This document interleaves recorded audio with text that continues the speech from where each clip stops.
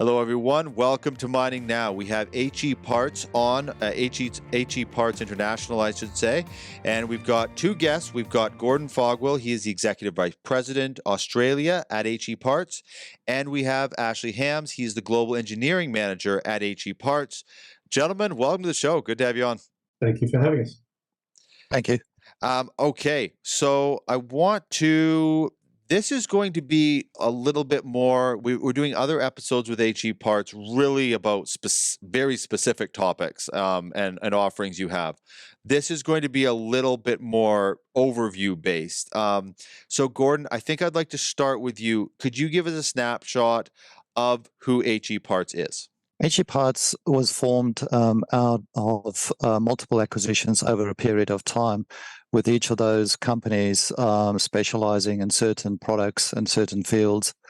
From a Australian point of view, we have three main product lines that we pursue. Starting with the fixed plant side, we have expertise in the crushing side, where we do bespoke crusher liner packages to meet the customer's requirements, whether that would be safety, a longer life, or whatever the aim is, more production. And then coupled with that, we also do service and repairs in Australia on crushers, and we have site services in that product. Further to that, we have a bespoke engineering division with large capability for machining parts, and that complements the crushing business that we run. On the mobile fleet side, we look mainly at the whole drivetrain of the trucks, and that starts with the cooling packages. We have a cooling division that specializes in that field, that looks at all kinds of cooling, from charge air coolers to brake coolers, oil coolers, etc. Coupled to that, we do have a engine rebuild facility, and they do engines and transmissions from the biggest diesel motors, large transmissions, etc. And in that field, we're actually in the process of starting up a engine rebuild facility and transmission rebuild shop in Perth to complement the business that we have on the East Coast in Mackay. So flowing on from that, the mining solutions business around the drivetrain, we do front corners on the suspension side, and when we also do the rear wheel groups and rear wheel motors for up to the largest trucks that you find in the mining industry. The third area that we recently ventured into is called Domex, which is our aftermarket or secondhand business. They specialize in procuring trucks that have reached end of life, or that people want to change their fleets. This could also be excavators, front-end loaders, or any type of mining equipment. They then break those up and sell them as parts, or they sell them as whole running components or trucks from that. And how long have you been in that business? I've been in HE Parts now 17 years. Wow. So you said it was a growth through acquisition. So right off the bat, that's how the company started. And then, because I saw a timeline on it, it's pretty amazing. It's just you're really just piecing together all these different offerings that sort of complement each other. That's correct. We listen to our customers, and we're keen to build relationships with them where we can help them with their problems. So whatever they perceive as their priorities, we listen to that, and then we build capability and develop products that solve those problems. And where we can be very agile around that, because we can address a problem for a specific customer at a specific site, which really elevates us above your typical large company approach. And that agility and the ability to respond very quickly to customer requests is something that the customers love. Let's talk about our Heavy Industry World Tour, brought to you by Savannah Equipment, supplying mining equipment worldwide. We are heading to events across North America and Australia and filming episodes on location. Email us at info@crownsman.com to be part of Crownsman's Heavy Industry World Tour. Does your mine plan keep up with changes on site? When it comes to managing a mine, you never know what's around the corner. When conditions change and you need answers yesterday, don't get held back by your scheduling software. With Micromine Elastri, you can explore a broader range of scenarios, rapidly test options, and slash your waiting times. Account for more in your mine plan and be ready with the right answers when questions arise. It's time your software matched the pace of your site's demands. Visit micromine.com/Elastri to learn more. CIM is Canada's leading technical institute dedicated to the sustainability of our industry. Members enjoy professional growth opportunities through CIM libraries, publications, webinars, societies, and the job board. Experience the CIM community firsthand at the Conference of Metallurgists, August 19th to 22nd, ICARD, September 16th to 20th, and the CIM Health and Safety Conference, October 6th to 8th. Visit CIM.org for more information and join CIM today. Now looking at it from a global market, are these is HE Parts taking everything, all these capabilities, and are they expanding it globally? Where is that sort of at? How do you approach that specific part of the business? HE Parts is at the stage where we are doing exactly what you're saying now. We are taking product lines and capabilities that we have in certain parts of the world and really spreading them globally because we listen again. Once we listen to our customers, they are asking us for these services and these products in many parts of the world. So from that point of view, Domex that I mentioned earlier is a transition that we are making from originally based in North America. We started that up 12 months ago here in Australia, and we're pushing that as one of our products. On the flip side of that, the crushing side of the business and the cooling side of the business is expanding globally as we speak, and we're rolling into North America, Canada, South America, Chile, and Peru. And that is one of our major strategic focuses, is to provide the same kind of services to our global customers in each part of the world. We also have a office in Zambia, and we do business in Africa as well. Are these markets, from your experience, like how different is the Australia market to the Canadian, to the Peru, to you mentioned Zambia? Does the approach need to change, or because mining is a global thing, is it, when you are successful in one area, is it just about essentially having location and presence in that new region? I think that question can be answered in many different ways. There'll always be certain site-specific conditions that may not exist in other areas, and then there'll also be some in-country requirements, whether they are legislative or environmentally driven, etc. So we take that all into consideration, but peeling that back all the way to the core of what we do is we build purpose-fit solutions for customers. So we take that into consideration, and whether the mine site is in Chile, Peru, or middle of Africa, we take the technology side and the engineering side of things and make that applicable to that customer for a customized solution for them. So it's a bit of both of what you've asked. Orica Digital Solutions seamlessly connects customers' physical and digital worlds so they can readily understand and optimize operations at every step of the value chain, from exploration to processing. BlastIQ is an innovative platform which transforms how drill and blast data is used to unlock mining value. BlastIQ provides easy access to historical and key performance indicators that drive continuous improvements, enhance productivity, and reduce the overall cost of operations. To learn more about BlastIQ and how it can support your operations, visit orica.com/BlastIQ. Attention builders, we've got everything you need to know about the grit and grind of the construction world in one show. The Construction Show is where you can share your expert techniques and strategies to help keep the crew strong and construction sites secure. From foundational tips, industry trends, safety strategies to advanced equipment and machinery. Be part of the voice of construction. Book your episode and showcase your company to millions worldwide. Visit crownsman.com. Ashley, I'd like to bring you in to add some to this. Can you just quickly kind of provide your scope of work with HE Parts? my role as a global engineering manager is really to make sure that the transition of technology and information from one business entity to another, as Gordon just described, it ensures that we have best practice around the world, good procedures, same product offering, same quality all around the world. Making sure that our customers actually get the same service level and in the products they're receiving. We look at developing new products. Ideas come in from customers, and we look at developing solutions for customers' products, and making sure that the items that we source are technically appropriate and meet our level of quality.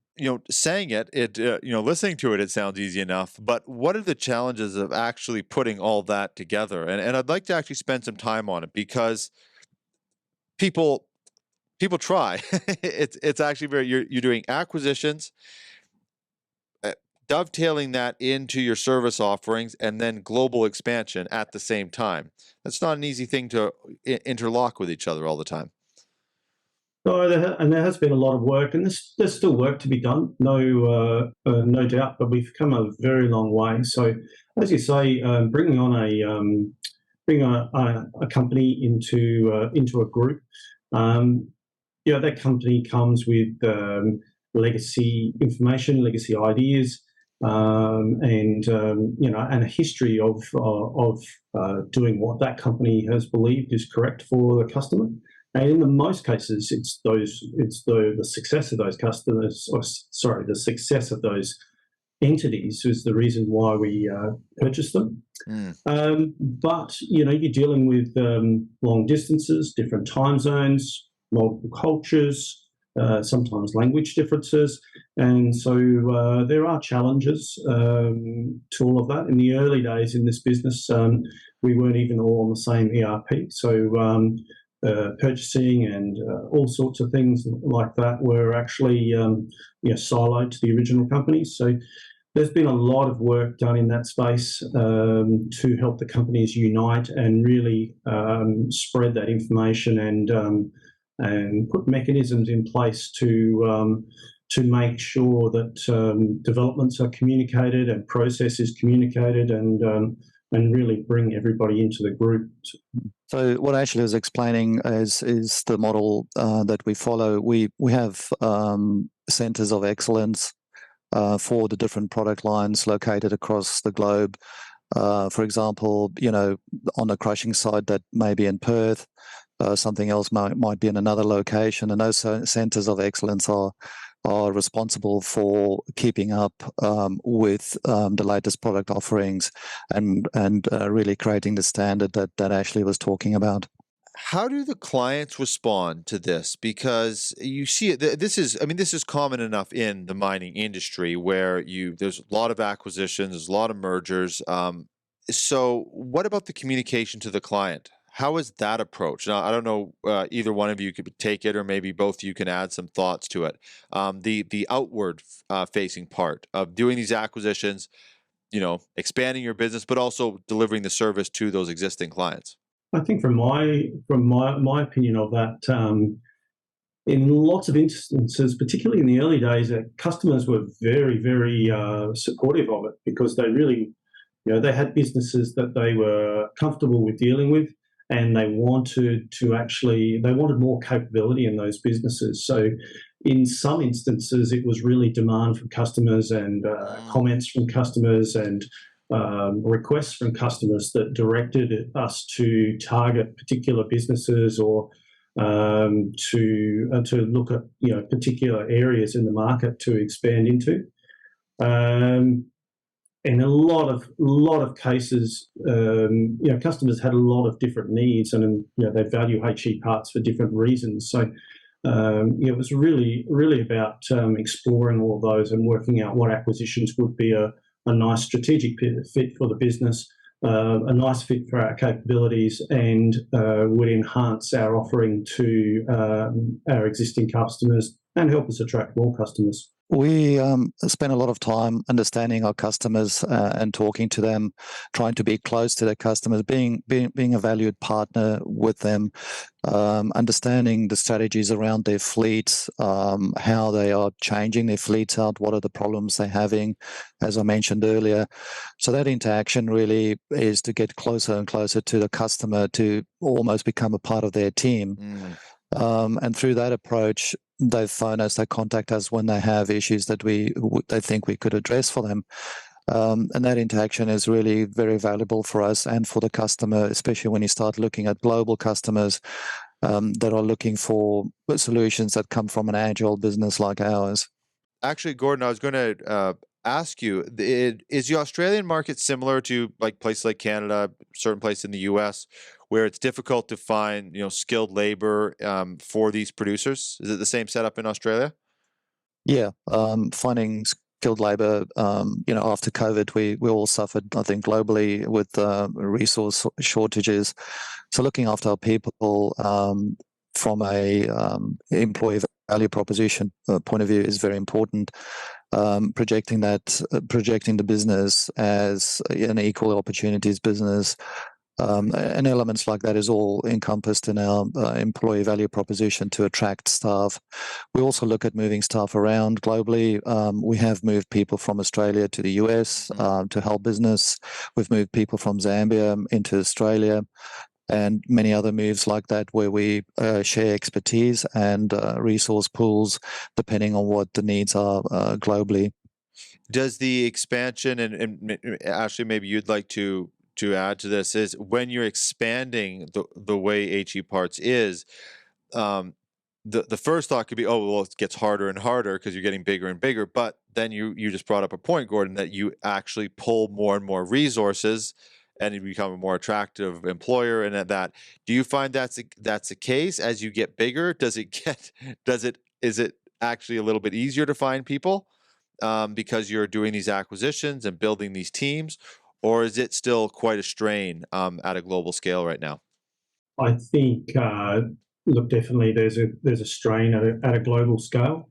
There's been some great people come in with acquisitions, and as HE Parts grows in capabilities and it becomes more of an employer of choice.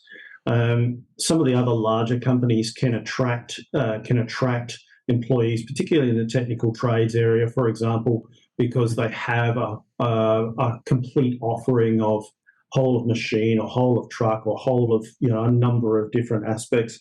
And as small individual businesses that were very specialised, you find that you can't actually offer a full trade, for a person to be trained in, say, heavy diesel fitting. Whereas these days, with the capabilities that we've added to the business and with the expansion of of those areas, we're now a much better employment opportunity, particularly for a young person leaving school. We can offer an apprenticeship in its completion, and a person can rotate through our different areas and finish their apprenticeship fully trained without having to go to another company or to be lacking in an area of their training. So that's definitely an advantage in growing. Same can be said probably in the engineering space and in the sort of the higher technical areas. Success breeds success, I suppose you could say that. Yeah. And as you get larger, word does get around, and people have heard of the business and are interested in coming to join us. So as I often do when I'm researching for the show, I saw that both of you have been, I think, with HE Parts for quite a while and in the industry for a long time. Is that must also be a large part of sort of the value you're adding, is with these acquisitions, you're bringing all this talent and all this knowledge of the industry. And maybe Gordon, we'll start with you, and then Ashley, you can comment on that as well. Just the experience that the company brings. Yeah, we have a great team of people with a varied experience. Both, as you said, Ashley and I have been in the industry quite a lot.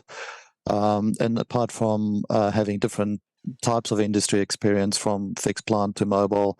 We also have global experience, having worked on other continents as such. So understanding those markets and the client needs is quite good. It also forms part of being part of a bigger company. We're owned by Hitachi Construction Machinery, and in that fold we have a sister company called Bradken, who also operates in the fixed plant and mobile plant industry. This gives us another couple of levers we can pull to engage with our workforce, and the workforce, as part of their career development, they might want to do something specific that we can't cater for, but we can always look at transferring people and moving people between these different business units. As we've done recently, we're busy in transitioning one of our product lines and the resources associated with that over to Bradken in the wear plate division. So all those things, come into what people see when they work for us, and that ability to move around a bit and learn geographically, and also different business units and different expertise, bodes well for us. Ashley, anything to add to that? Well, I'd probably just add a couple of comments about being owned by Hitachi.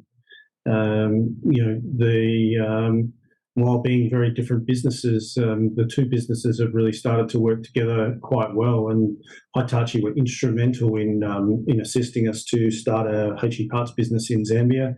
And there's been transfer of some technical information. It's really it's quite an interesting and good relationship, and I think it will expand even more in the future. I wanted, thank you for that. That's a very good answer, and I wanted to now pivot back to the operators, the mining operators side, and just talk a little bit about what do you hear from them. What are they looking for? I mean, there's so much pressure now on these mining operators to, operate efficiently. They can't find enough people to work at their sites. They're dealing with all that. They need things now, and they need it right, and they can't have downtime. And just, can you both just talk about, Ashley, maybe start with you, just sort of what they're looking for and how you communicate that value when you're first, even existing clients or even starting new relationships? Look, I think there's a couple of reasons that customers come on board with HE Parts and why they stay with HE Parts as well. One of the areas, which is a technical area, a customer will come to us. I think, as we previously discussed, a customer will come to us with a problem, maybe a very specific problem, maybe something that's quite even global. But HE Parts has our engineering capabilities all around the world, and we have a history of solving customer problems that enables them to extend life, or improve safety, or a number of other bits and pieces, which is good for the customer, reduces their total cost of ownership, which is fantastic. In recent times, I would say that HE Parts has also been under demand simply from supply. There is, particularly post-COVID, there is global shortages on in a number of areas, and HE Parts has done a good job in maintaining supply and being able to service customer requirements. And so that's a slightly different reason for coming to us and staying with us, but still a very important reason for the industry. And as you can imagine, with these high-value assets, they need to keep moving. They need to keep creating value for their owners. So, very important part of our business as well. Is that part of the discussion, though, when you're onboarding a potential new client? Is that must actually be at the forefront? It seems to me, if I was an operator, I would be asking that question pretty quickly. Absolutely, is something that comes up very early, or in some instances is actually a reason to be talking to us. And a conversation and interaction might start based on lack of supply from other suppliers, And then as we work with that customer, we will build a relationship, build a partnership with them, learn about their business, and then often identify other areas where existing enhancements or existing technology that we have can be applied and help further improve our value offering. So particularly post-COVID, that is a very common reason for talking to a customer. Yes. Gordon, do you see that as a pretty big advantage? Like just in Australia alone, the expansion that HE Parts has seen, has that been a big value add to the from what you hear from clients and your team? Yeah, when we talk to customers, they really like the way we are agile in how we can reprioritize certain, if they have multiple jobs with us and something becomes more important or less important, and in terms of priority, we're agile and we can change that around. But that also goes into the supply chains.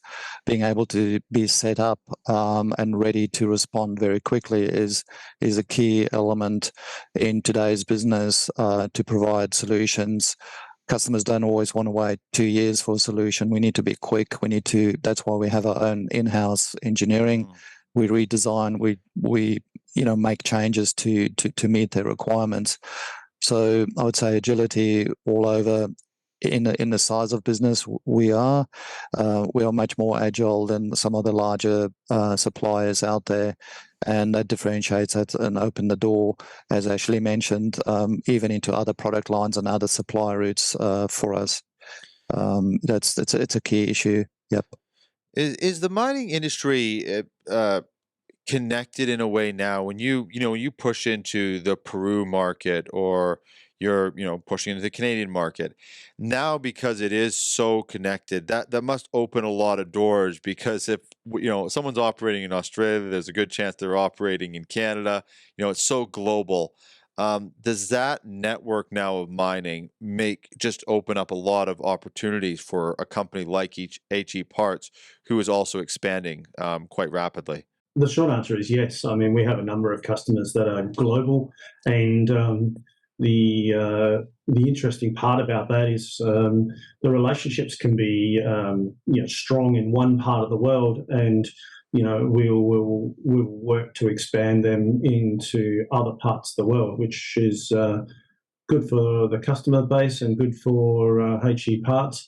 And you're pushing towards global agreements or global servicing of that customer, and they have a consistent supply from us as well.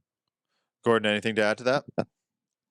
Yeah, I think if you look at the way the top tier miners and even second tier miners in the world operate, they have their main procurement and technical teams, and they're typically based in certain locations across the world. We have locations that mirror that, whether that is in Perth or in Canada or North America, South America.